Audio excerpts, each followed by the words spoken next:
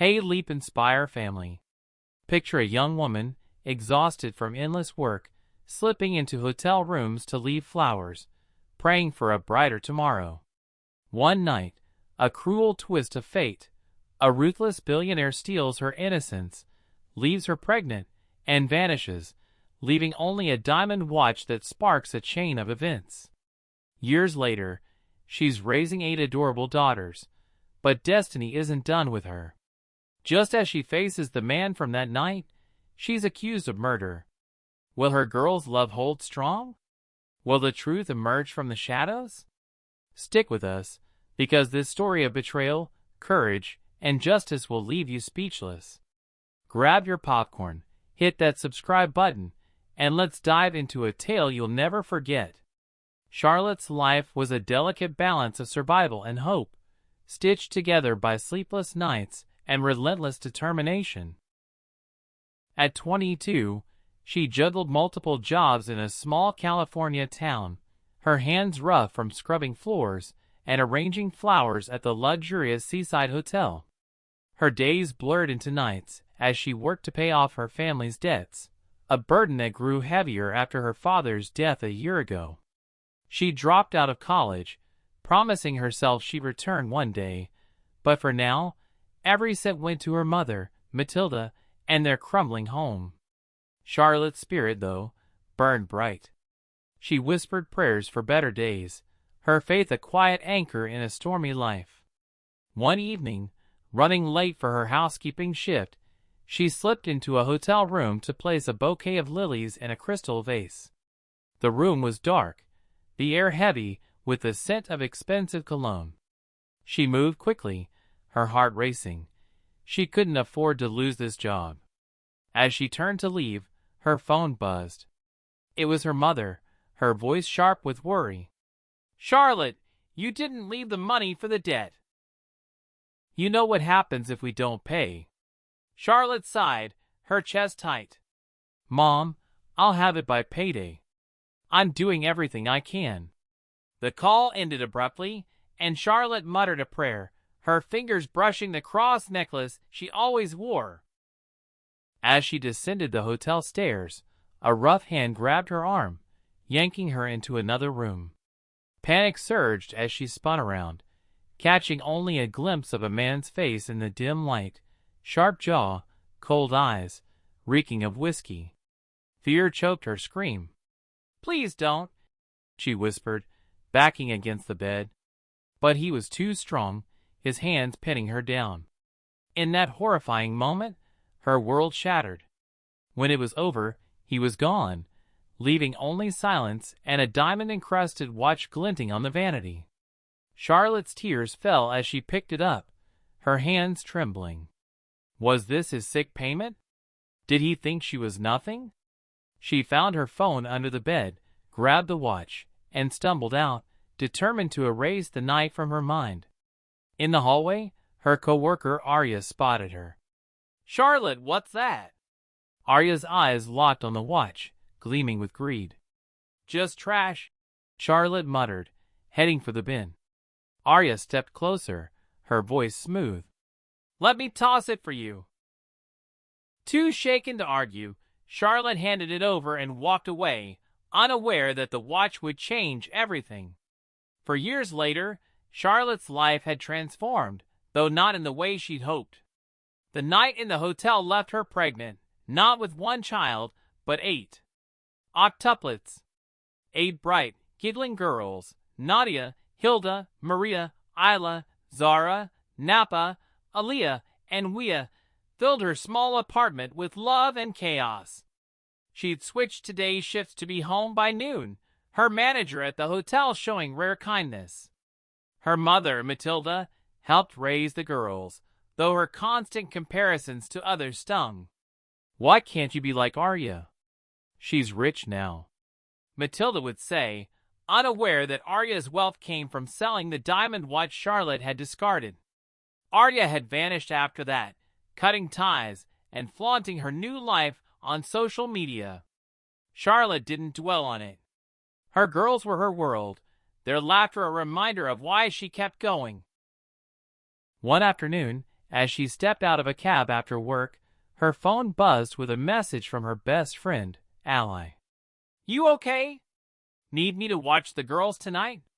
Charlotte smiled, grateful for Ally's unwavering support. "I'm good. Just tired. I'll see you soon." At home, the girls rushed to her, their tiny arms wrapping around her legs. "Mama's home!" they squealed. Nadia, the eldest at 4, handed her a glass of water. "You're tired, Mommy. Sit." Charlotte sank onto the couch, her heart swelling. Matilda entered, her face etched with worry. "Charlotte, how long can we live like this? Don't you want more like Arya?" The words cut deep, but Charlotte stayed calm. "Mom, we'll be okay. I'm doing my best." The girls chimed in, their voices bright. "Mommy's gonna buy us a big house," Maria said, and Hilda added, "Yeah, a mansion." Matilda softened, smiling at their optimism. Later, as Charlotte tucked the girls into bed, she noticed their resemblance to someone she couldn't place.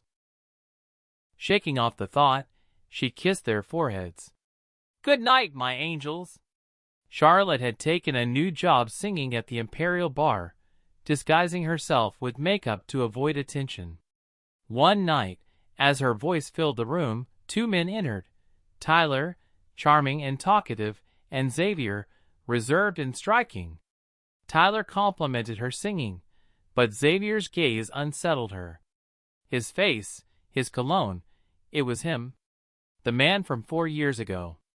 Her heart raced, but she stayed composed, excusing herself quickly. Xavier, too, felt a jolt of recognition. He'd been drugged that night, but her voice, her face, he couldn't forget.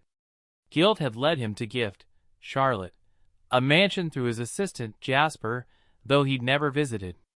Now, seeing her here, he wondered why she was working in a bar. Was she scheming?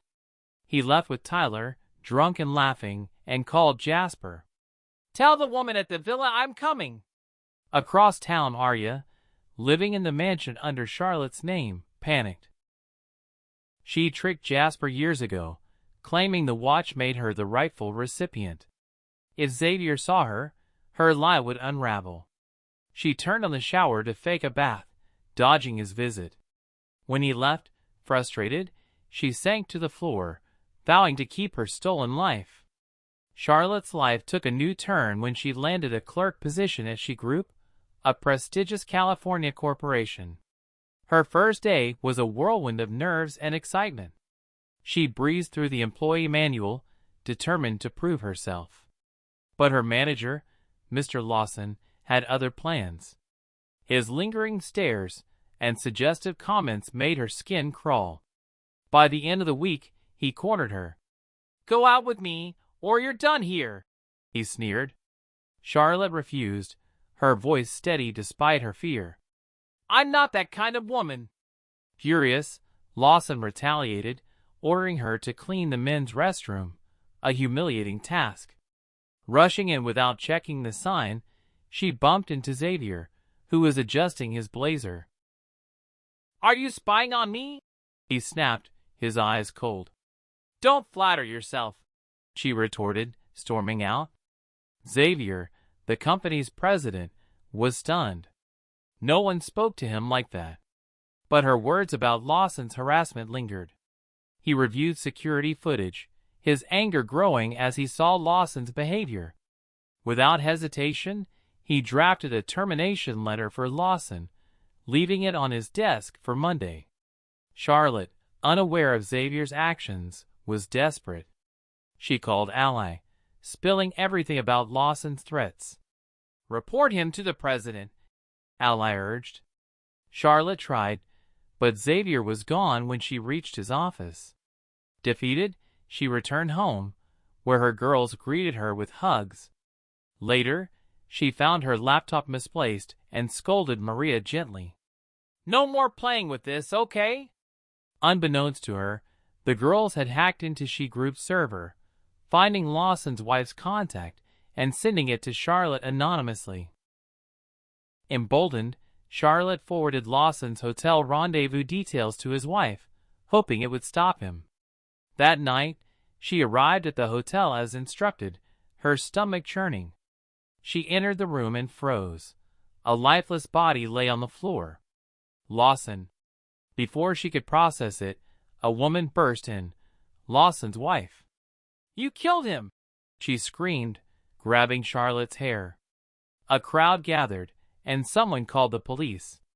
Charlotte pleaded, "I didn't do it. I just got here." But the wife's accusations drowned her out. As police sirens wailed, Charlotte's mind raced. Her girls, her mother, how would they survive if she was arrested? She thought of the watch, the man from that night, and Arya's betrayal. Across town, Arya watched the news, a sly smile spreading. She'd tipped off Lawson's wife, framing Charlotte to protect her secret. Xavier, watching the same broadcast, recognized Charlotte's face. Guilt and doubt gnawed at him. Was she a murderer or a victim like before? He called his lawyer. "Find out everything about the She Group case. Now!" Meanwhile, the girls, led by Maria, huddled around the laptop. "We have to save Mommy," Nadia whispered. They hacked deeper, uncovering emails between Lawson and an unknown contact, someone who'd paid him to harass Charlotte. The truth was unraveling, but time was running out. Charlotte sat in a cold cell, her faith her only comfort. She prayed for her girls for justice. Ally arrived, promising to care for the octuplets. The girls, determined, sent their findings to Xavier's assistant, hoping he'd see the truth. Xavier, piecing together the puzzle, realized Arya's deception. He confronted her at the mansion, her lies crumbling as she confessed to stealing the watch.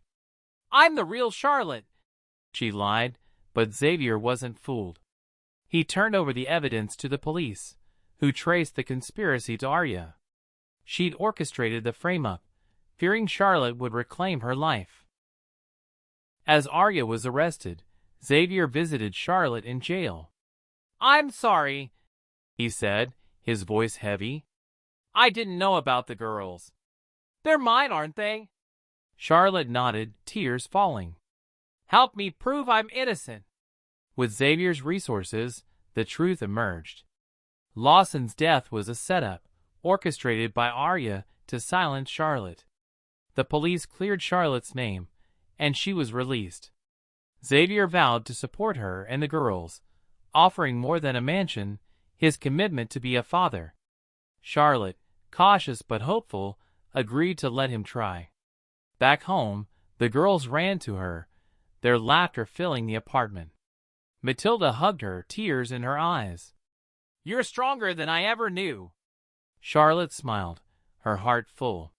The storm had passed, and those scars remained. The lantern of truth had guided her home. For her girls, for herself, she'd keep fighting, her courage a beacon for all.